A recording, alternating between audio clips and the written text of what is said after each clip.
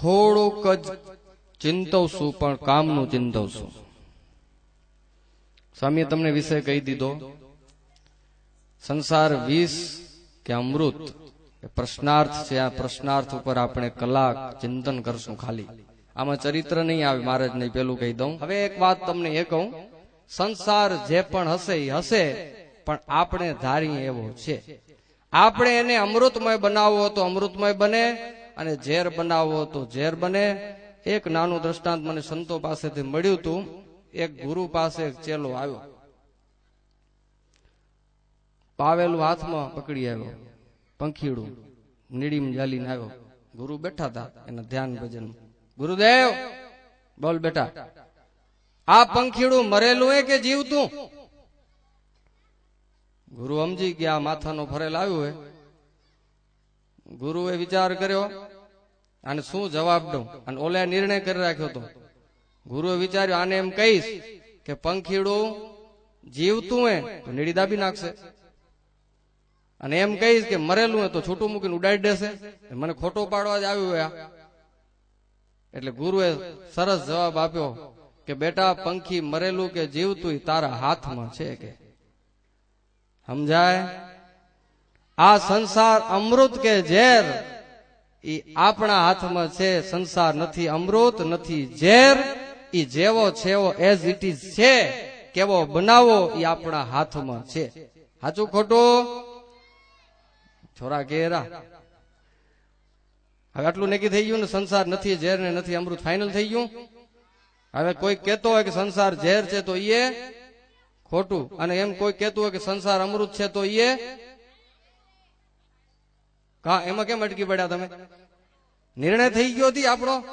સંસાર નથી ઝેર અને નથી અમૃત. તમને કદાચ ગીતા ગમતી હોય તો ગીતા વાંચો, રામાયણ ગમતી હોય તો રામાયણ વાંચો, ભાગવત વાંચો, મહાભારત વાંચો, ઉપનિષદો વાંચો. આની અંદર જે પડ્યું છે ને તમને માહિતી જીવન જીવવાનું તત્વ નીકળશે. આજે આપણે આનાથી છેટા થઈ ગયા, પછી દોડી દોડીને થાકી પડશું. ભુવા ભરાડી પાસે જઈને બધું ખલાસ થઈ જશે. માહિતી સાર વસ્તુ નીકળવાની નથી. પાણીના વલોણા કરવાથી કોઈ દી માખણ ન નીકળે, રેતી પીલવાથી કોઈ દી તેલ ન નીકળે. ભક્તો, આ શાસ્ત્રો વાંચશું તો માહિતી અમૃત નીકળવાનું છે. એટલે કાવ્ય અમૃત રસાસ્વાદ. સત્સંગમાં જાય ને, સત્સંગમાં કાયમ એનો સંસાર કોઈ દી ઝેર ન હોય. અને સત્સંગમાં જાય છે ને છતાંય સંસાર જો ઝેર છે તો કંઈક અંદર રિસર્ચ કરવાની જરૂર છે, આત્મ સંશોધન કરવાની જરૂર છે. આપણે કાયમ સત્સંગમાં આવતા હોઈએ છતાં આપણા અંતરમાંથી હજી જો ઉદાસીનતા ગઈ ન હોય, હતાશતા જો ગઈ ન હોય તો ક્યાંક વાયરસ છે અંદર. નક્કી જુઓ, અંદર ચેક કરો, નીકળશે. સત્સંગ કરનારો ક્યારે પણ જડ ન હોય. સત્સંગ કરનારો ક્યારે હઠાગ્રી ન હોય. આગ્રહ કરે, હઠાગ્રહ ક્યારે ન. એટલા માટે સત્સંગ કરવાથી બે વસ્તુ નીકળી જવી જોઈએ. એક તો જડતા અને બીજી હઠાગ્રતા. આ બે ન નીકળે. અમુક એવા જડ હોય, લોકમાં કહેવત પડી ગઈ, જડ માણસોને માટે સિંધી વાળું નાડું જાલ્યું ઈ જાલ્યું. આ સત્સંગ જો જીવંત રાખવો હોય તો જે કઈ સમય પ્રમાણે, હા, મર્યાદા ન તૂટવી જોઈએ, આપણા રીત રિવાજ ન તૂટવા જોઈએ, આપણી જે કઈ પ્રણાલિકા છે ને ક્યાંય પણ વિક્ષેપ ન થવો જોઈએ, બધું ધ્યાન આપણે રાખવાનું. એ તૂટી પડે તો પાછું જાય બધું કરીએ ઘણું. ઉલમાંથી ચૂલમાં જાય પાછું. અંધો વણે ને પાડો ચાવે એવું થાય તોય ના હાલે. આ કરીએ ઘણું, પછી ન કઈ સિદ્ધાંત રહ્યા હોય, ન કઈ નિયમ રહ્યા હોય, તોય શું કામનું? બધું સચવાય અને કામ થવું જોઈએ. એટલા માટે સત્સંગથી જડતા અને હઠાગ્રતા હાલી જાય, જો સાચી રીતે સત્સંગ કરતો હોય તો.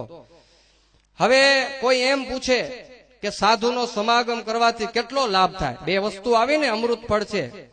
એક એક ટેબ્લેટ નો અલગ અલગ મહિમા છે. એક સત્શાસ્ત્રનું સેવન, સાધુનું સેવન. દોરના જૂના દાખલાઓ કદાચ ભૂલી જાય, હમણાંના તાજા દાખલા લઈ. ગટરનું પાણી એને કોઈ આચમનમાં લે? ગટરના પાણીને કોઈ પવિત્ર માનીને માથે ચડાવે? તમને પૂછું, હા કે ના? નહીં ને. ગટરના પાણીને કોઈ પવિત્ર માનીને કોઈ પીવે ખરો? ન પીવે, બરોબર. પણ હવે ઈ ગટર જો ગંગાજીમાં ભળી જાય તો ગંગાજળ પીએ કે ન પીએ લોકો?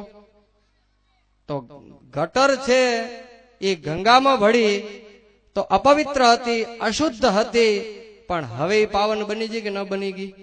બસ આપણે કદાચ હાવ ગટર જેવા હશું, ક્યાંય કામ આવી એવા નહીં હોય, પણ આવા ગંગા જળ જેવા સાધુ એના ભેગા જો ભળી જાશું ને તો તુલસી સંગત સંત કી જીસ સંગ વૈકુંઠ જાય, કણ સંગાથે કાકરા હાટો હાટ વેચાય. ખાલી કાકરા કોઈ કિલોના ભાવમાં બજારમાં લેવા ન જાય, પણ કાકરા જો કણ ભેગા પડ્યા હોય ને તો ભાવે ભાવ વેચાઈ જાય ને જોખાઈ જાય. એમ હું અને તમે કદાચ કાકરા જેવા હશું, ગંદી ગટર જેવા હશું, પણ સત્સંગતિ જો સાધુનો સમાગમ કરશું ને ભક્તો, આ સંતોમાં એવી તાકાત છે, ગંગાના નીરમાં એવી શક્તિ છે કે મળને નીચો બેસાડી દેશે અને પવિત્ર જળ છે એટલું પોતામાં વહેતું કરી દેશે અને પાવન કરી દેશે. આ તાકાત આ સાધુમાં છે. એટલા માટે સત્સંગતિ, સાધુનો સમાગમ કરવો. અને એના ગમે એવા દુર્ગુણો હશે ને ટળી જશે. આપણા ભારત દેશનો કોઈ દીકરો કે દીકરી આવો મોઘો મનુષ્ય જન્મ ક્યાં વેડફી ન નાખે. અને આ બધું ક્યારે થાય છે? એને સારો સંગ નથી, સારા મિત્ર નથી મળ્યા. સલાહ લે છે તો એવા સડેલાની જ સલાહ લેવાય છે. બિચારો શું સલાહ દેશે? હે, સર્પને ઘેર પરણો સાપ, મુખ ચાટીને વળ્યો આપ, રાંડીને ઘેર સુવાસીણી જાય, આવ બાઈ હું જેવી તું પણ થાય. શું સલાહ દે?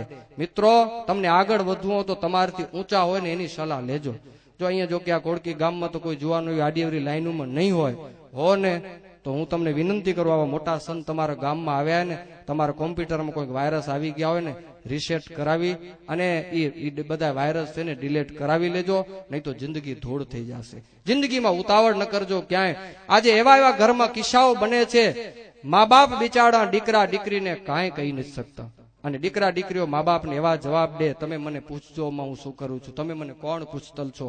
ત્યારે મા બાપ દીકરા દીકરીઓને આગળ કહી નથી શકતા કાંઈ, પણ સંતો આગળ આવીને રોઈ લે છે, સ્વામી અમારી દીકરી અમને આવા જવાબ દે, સ્વામી અમારો દીકરો અમને આવા જવાબ દે છે. ભક્તો, મા બાપને રોવરાવજો માં.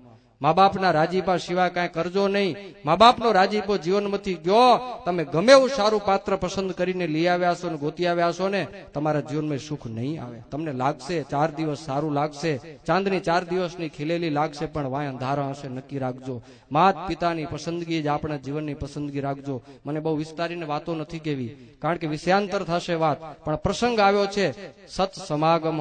ભલે ભગવે લુગડે રહેલા સાધુને તમે પાસે ન જાઓ, પણ આવા વડીલો બેઠા, જો પવિત્ર વડીલો બેઠા, જીવનમાં ક્યાં દાગ લાગવા ન દીધું, વડીલોની પાસે જઈને સલાહ લેજો. જીવનમાં મૂંઝાવો ને તો તમારા મા બાપને દાદી દાદાને જઈને પૂછજો કે મારે શું કરવું. નિર્ણય કઈ જિંદગીના લેવા હોય તો અન્યને ન પૂછજો, ઘરના સભ્યોને પૂછજો. તમારે સલાહ લેવી હોય ને તો તમારી સગી માની સલાહ લેજો. ભક્તો, એ તમારા દાદા દાદી છે ને તમારા માટે સંત છે. હો, સાધુ બીજા ગોતવા તમે આખો દિવસ દોડી દોડીને સાધુ પાસે કેટલી સલાહ લેવા જાશો? તમારા ઘરમાં રહેલા વૃદ્ધ મા બાપ એ તમારા માટે પેલા નંબરના સાધુ, તમારા પેલા ગુરુ છે. એની પાસે જિંદગીના અનુભવો છે, એની પાસે સારા સારા અનુભવો છે, એની પાસેથી મેળવજો. એટલે મહેરબાની કરી અમારા મિત્રોને, જુવાનોને અમે વિનંતી કરશું, આજની ટેકનોલોજીમાં કોઈ કાંઈ ઢંગઢાળા રહ્યા નથી. હો, કાલે જ એક જુવાન મળ્યો, એ કે સ્વામી ન કહેવાય અમારાથી તમારા સાધુની આગળ, આજકાલના છોકરા બગડતા હો તો મોબાઈલથી જ બગડે છે. ભક્તો, માત્ર તમને નહીં, અમે ધ્યાન ન રાખીએ તો અમારી હાલત બગાડી નાખે એવી ટેકનોલોજી આવી છે. બાપને બિચારાને એમ થાય પૈસા છે તો છોકરાને સારો મોબાઈલ લઈ દઈ, એના દિલમાં એમ છે કે મારો દીકરો છે, પણ દીકરાને પણ એટલું હોવું જોઈએ કે હું મારા બાપનો દીકરો છું, મારી માનો દીકરો છું, એની લાજ જાય મારે કામ નથી કરવા. ભક્તો, આ સભા અમે એટલા માટે બોલાવી છે. આ આપણી દિવ્ય પવિત્ર પરંપરા. હે, ઋષિ મુનિઓના આપણે બાળકો છીએ ભાઈ. ભોગીના આપણે ભોગતાઓ નથી. ભોગા ન ભોગતા વયમયવ ભોગતા, ભોગથી આપણે ભોગવાઈ જશું. ભક્તો, ધીરજતાથી અને સજતાથી પગલા માંડજો. આપણી મંજિલ હજી બહુ લાંબી છે, બહુ લાંબે જવાનું છે. જો હજી શરૂઆતમાં જો ભગવાનના કાયદાઓ તોડી નાખ્યા હશે, પછી ભગવાન આપણા ભેગા નહીં પડે. હો, તમારો ગમે એટલો મોંઘો મોબાઈલ, પણ નેટવર્ક થી બહાર જાવ ને એટલે એ ના પાડે કે અત્યારે અહીંયા કને કવરેજ નથી, ના પાડે કોન્ટેક્ટ નહીં કરાવી દો. એ હાવ તમારો હાદો મોબાઈલ કવરેજમાં તો છેટ અમેરિકા તમારો કોન્ટેક્ટ કરાવી દો, પણ કવરેજ થી બહાર ગયા ને તમારાથી 10 ફૂટ છેટો તમારો ભાઈબંધ ઉભો હોય તો ના પાડે કે કવરેજ નથી, અહીંથી કોન્ટેક્ટ વાત નહીં થાય. વિચાર કરો તમે. તો મહારાજની આજ્ઞા પંચ વર્તમાન, એનાથી બારે ગયા.